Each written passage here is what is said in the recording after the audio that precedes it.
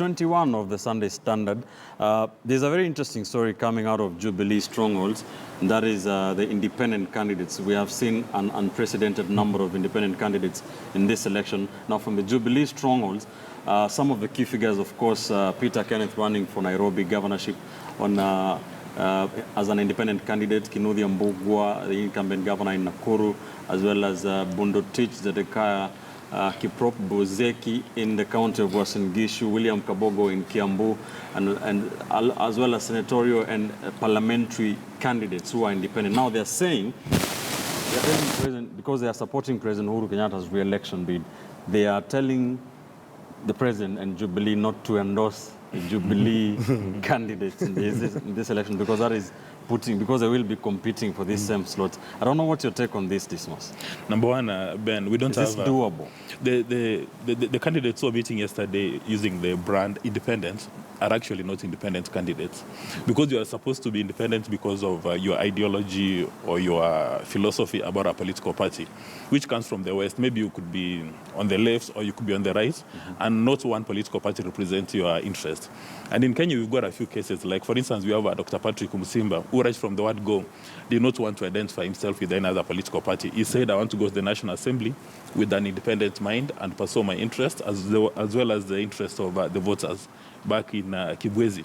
But for the people we saw meeting yesterday, the only reason why they're running as independent is because they've been jilted. They claim that the Jubilee primaries were not free and fair, and they were not credible, that they were actually kicked out. I would suspect, for instance, if Peter Ken had won the elections, he would be very happy in Jubilee. He wouldn't be having the conversation I was saying yesterday of putting up a suit which is, you mix and match and you go home a very happy man. So all of them are disappearing because they say the party primaries were not free and fair. And yesterday, Peter Ken indicated that voting in Nairobi was in fact circular, that one person would even vote as many as 10 times or 20 times. And from that conversation yesterday, it's very clear that they're forming something like a rebellion. They're not very happy with the status quo, but they know that they need President Kenyatta's brand for them to win. Because everybody yesterday was saying they're not even loyal to Jubilee political party. They are loyal to President Uhuru Muigai Kenyatta. Meaning that in the event that any of them win these elections, when they go to the National Assembly or whichever seat they're running for, they're likely to pursue an independent position.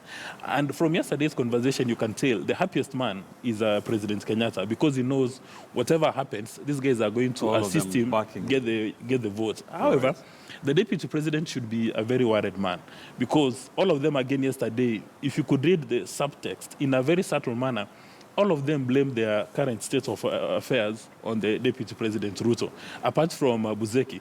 It was actually very surprising that Buzeki was a part of that deal.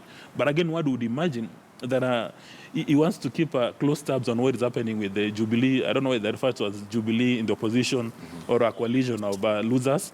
But that's a warning shot to all political parties, that in future, if your party primaries are not going to be free and fair, if you frustrate any person like Gabriel has been frustrated here, then there's an opportunity for you to run as an independent. And it will be very interesting to see whether or not actually any of those independents. They are calling themselves the Kenya Association of Independent Candidates.